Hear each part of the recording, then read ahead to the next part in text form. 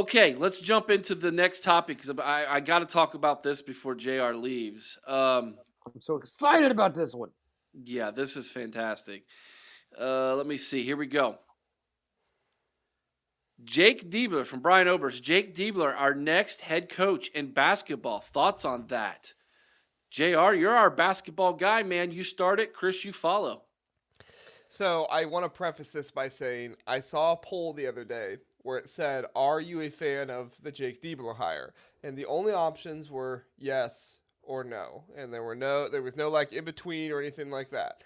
I answered yes. Okay, so that's I'm gonna start it that way by saying that.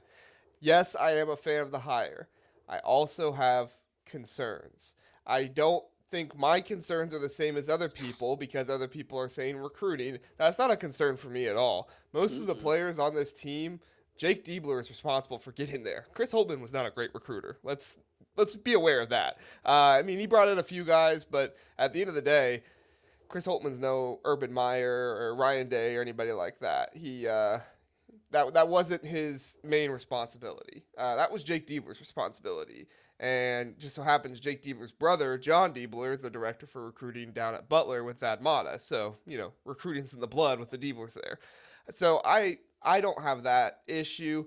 My concern is the reason why Jake Diebler was so good is because he coached loose. He coached free. He didn't care if he was going to keep the job. He didn't have a concern in the world. I don't even really have that much issue with experience or anything like that. There's Greg Gard and Chris Collins, all kinds of guys have come into the Big Ten and they're doing pretty well. I wouldn't say they're the best in the league, but they're doing pretty well. And they didn't come in with Division One head coaching experience. So I do have concerns about what happens when Jake Diebler has lost 5 games in a row. What happens if we haven't won a road game all season long and he starts hearing it from the fans? Because that was the stuff that Chris Holtman couldn't handle, guys. I mean, he tightened up and his whole team tightened up. And that is one of the biggest plus sides with Jake Diebler. Like I said, is he was just loose.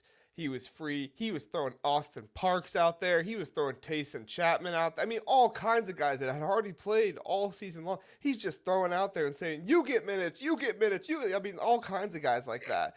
And you know, at the end of the day, yeah, that was the best thing to do that Chris Holtman wasn't willing to do because he was tightening up. Does once the talk with playing time starts with the recruits and he's not the, you know, jolly old interim head coach, how does that play into it when the fans start getting rough? How does that play into it? Stuff like that. I'm not saying that he's going to do poorly. It's just a concern. I'm overall happy with the hire, but I do have my concerns. Now, see, I got a little bit different view on that. As far as you said, he was playing loose because he had nothing to lose. I disagree. I think he looked at this as an audition. This was him trying to get this head coaching job. So I think that he had a lot on the line, mentally. Did he do some things that might have been a little unorthodox in his rotation? Sure, he did. But it seemed to work for the most part, and I'm excited about the prospect of having him there, if for no other reason than this guy is a motivator and he got this team playing with fire. He had this team playing with passion. Holtman, I did not see that. Holtman, like I've said on this program numerous times, uh, there were times where he just looked defeated to the point where we've talked about teams that give up on their coach. This coach gave up on his team. And I don't see that being the type of thing that Diebler is going to do. I'm really excited about the hire. Do I think that we have reason to have some concerns? Sure, he's not a real experienced guy. But like you said, he's got assistant coaching experience. He's got basketball in his blood. He's an Ohio kid, which, everybody says that doesn't matter. I believe it does matter. I believe it matters a lot. You have a certain pride uh, when it comes to Ohio State if you grew up as a fan, as a person in Ohio. Whether you're on the field or not, you have a certain pride for this university and for these teams. Um, and I think that does matter.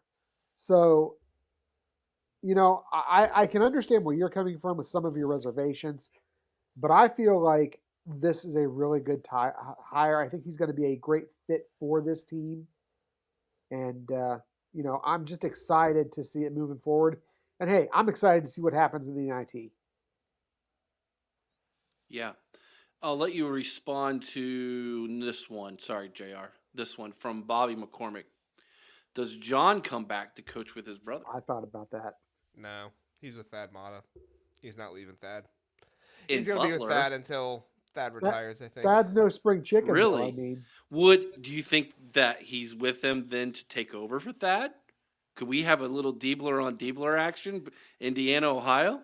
Possibly, I think he would probably need to improve his role to some kind of, different than just director of recruiting. Typically, you don't see the director of recruiting, take over as the head coach. I'm not saying it wouldn't happen, or if Thad Matta suggested him and he was willing to do it, sure, it might happen. But I think Thad would probably develop him a little bit more in his role before that would what happen. what about a lateral move back to Ohio State though in that same type of position? Well, if Butler starts losing and things are looking bad for Thad, it's very possible. Um, but I also think Thad's a really good coach now that he's healthy. So I don't think that's personally. I don't think that's going to happen. Jar of Happiness. Diebler was Bjork's first good choice.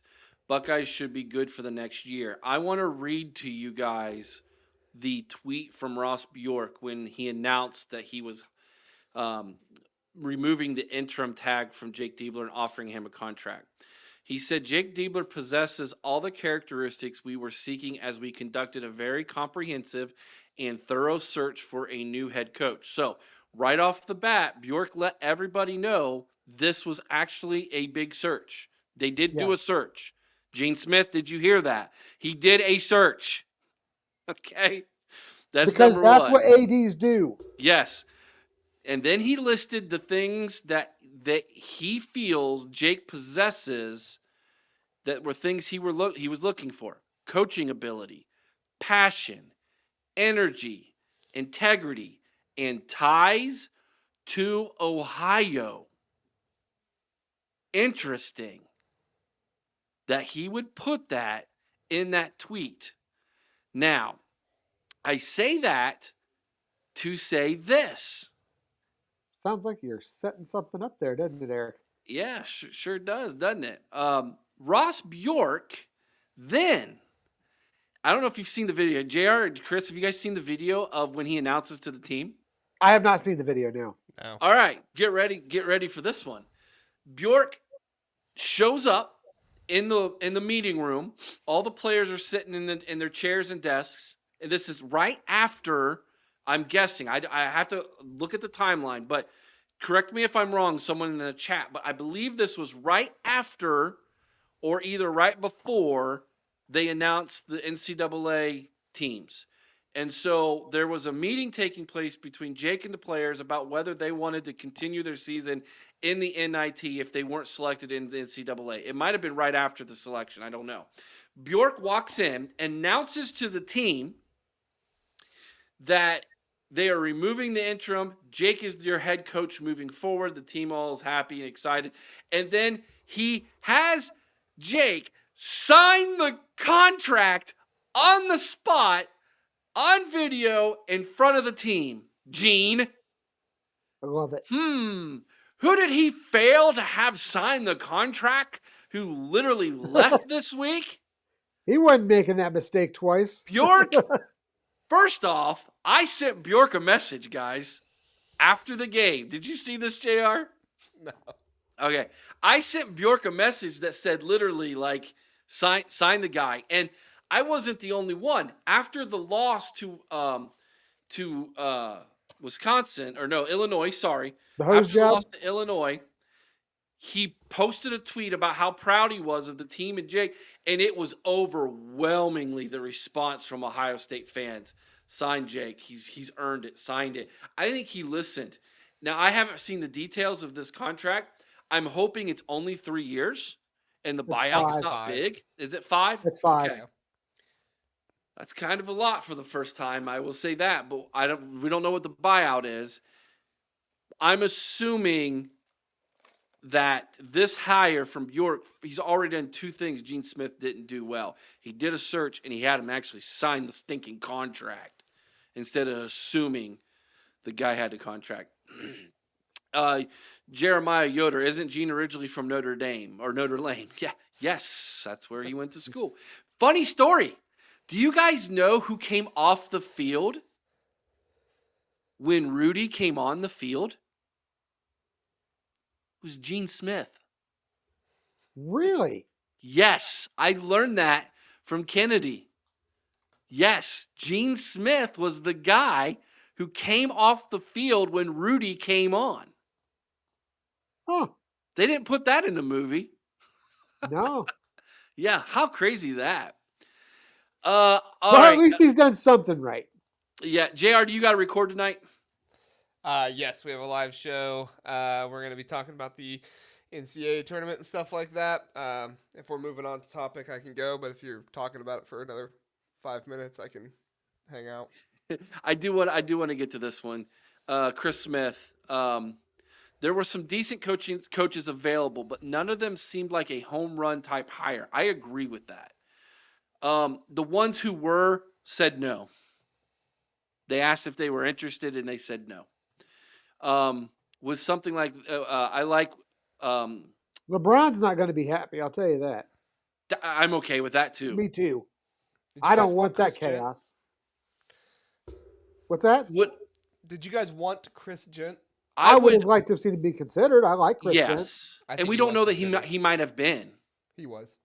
Okay, so he was at least considered. He interviewed. Yeah. Okay. Well, then, you know what? If at the end of the. Okay, here's the thing, guys. And JR, I'm going to push back slightly on your concern. Did he not show you in these last 8 games that he took the same talent that Holtman had and did more with them in those 8 games than Holtman did all season long? I agree. I don't think I had that concern. He definitely coached better. Yeah. Okay. Number 2. This is a coach's son. Okay? Good point. It's in his DNA, brother. Mm-hmm. It's in his DNA. Um, by the way, his dad was a phenomenal high school. Might still be coaching high school basketball. Phenomenal Ohio high school basketball coach. John Diebler and Jake Diebler, and now Jake as head coach of Ohio State, will have inroads with the Ohio high school basketball coaches that Holtman didn't have for sure, and even going back to Thad Matta, who didn't have those inroads. Well, that was one of the reasons why Jake Diebler was so successful on the recruiting path, is because he knew guys from being in the high school game and his dad being in the high school game. I completely forgot about that, but I do remember now that he had more of those guys that knew him and knew of him. I mean, Jake Diebler was essentially the reason we got Devin Royal. Devin Royal was going to go to Michigan State, but if it wasn't for Jake Diebler convincing him otherwise, he And came here instead. and he probably played more in the 8 games with Jake as head coach than he played Right, because he combined was with Jake's Holtman. guy. I mean, and I don't want to put anything on Chris Holtman because Chris Holtman, I think he was feeling the pressure and he didn't want to play his freshman because he didn't know if he could trust him, which obviously was the right decision. I'm not defending the guy. I'm glad he's gone. But at the end of the day, Jake Diebler knew all these guys better, and so he did trust them. And even if it's, like I said, Taysom Chapman out there for 3 minutes, those 3 minutes probably mean the world to Taysom Chapman, which he probably wasn't going to get if Chris Holtman was there, and he's just going to sit on the bench and keep his warm-ups on. There were so many mistakes Holtman made, and this isn't the show to get into that, but I will say this. The fact that he failed to develop those freshmen, and when there were some mistakes made by the freshmen in these big games down the stretch, those were mistakes that should have been made against your non-conference opponents at the beginning of the season. Yeah. So that's just another. Yeah, this is a great point, Derek. If you can't trust your freshmen, why'd you even recruit him to begin with? Like that's part of the sauce. Like it's Yeah. already written into the development. Freshman going to freshman Right. when they're not 5-star or all-star McDonald's All-Americans, they're gonna And they're I gonna make Even mistakes. when they are, they're going to make mistakes. Even if they are an all Yeah, ask McDonald's All Kentucky. American. Beginning of the season, the Kentucky at the beginning of the season is not the Kentucky that's playing No, right now. no, absolutely not. the one thing I'll push back on a little bit, which again, I'm not defending Holtman. I just think there's a bigger picture here, and it's a little bit more than just he didn't trust the freshmen. I think part of the program losing Malik, yeah, Branham as quickly as they did was unexpected, and losing Bryce Sensabaugh as quickly as they did was unexpected. And so I have a theory, and again, this hasn't been spoken to me, so I can't say that I know this for sure, but I have a theory that some of what Chris Holtman was doing was he didn't want to lose his freshmen again, whether that be to the portal because they look really, really good, or whether that be to the NBA because, I mean, let's be honest, Bryce Sensabaugh, amazing offensive talent, but he was not ready at all defensively to play in the NBA. Now he's doing really well because he got there and they trained him up on defense to at least be serviceable. But at the end of the day, like they But lost him so quick. Same with Branham as well. And I wonder if maybe there was some of Chris Holtman that was like, I can't play this guy because he's going to leave after 1 year. but you know what? That's the one and done is what we're living with in college basketball now. We just have to Right, accept it and roll with it. right, Just like and again, just like the portal, the one and done is here to stay. right. And again, I'm not defending Holtman. I'm glad he's gone. He was not doing the stuff that needed to be done. I'm just saying I think it was probably a little bit more complex than like him looking down the bench and saying, "No, I don't trust you, Devin Royal." There's probably a little bit more than that going on there. Real quick before you leave, did Huggins get considered? Did Huggy Bear get considered for this job? No, No, I can't. no. I'm He's not he's surprised. he's done after the what was it, DUI? He's done after Like that. like it was like the 4th or 5th. Yeah, Like no, he's it was a radio thing, wasn't it? That was the thing that eventually got him canned. yeah, but he's Was had quite a Yeah. few DUIs, man. Right, He's but had at they least all 3 or 4, I think. yeah, they all compound, and then the radio thing happened, which I still don't remember that story completely, but I remember it being a big deal to them at West Virginia. I feel bad for that program, man. Maybe All right, Michigan should have them come in and start talking to their coaching staff, considering one of their guys got picked up this morning. Chris. Of course, if I had to coach at that program, I'd probably drink too. Tony Alford's already bellying up at Tony the bar, Alford has is he? gone voluntarily. Oh my gosh. All right, JR, go have fun at your show. We'll join you Hey, in a few minutes, guys. one last thing. Tony Alford is a traitor, and don't you let anybody else tell you otherwise, okay? That's right. There are people out there saying, he's doing it for his family. He's doing it for this and for that. Listen, all right? This man was wanted by USC, Notre Dame, a ton of other schools. Auburn, LSU. There were all kinds of options that he had. He could have And gone he went a ton of into different places. chaos. And he went to the team up north. He's a traitor. We don't like him. And obviously, I wish no ill will on his family or health or anything like that, whatever. But at least on the football field, I hope he never wins a game again and he feels the wrath of the Buckeyes. Thank you. Good night. Good night, JR.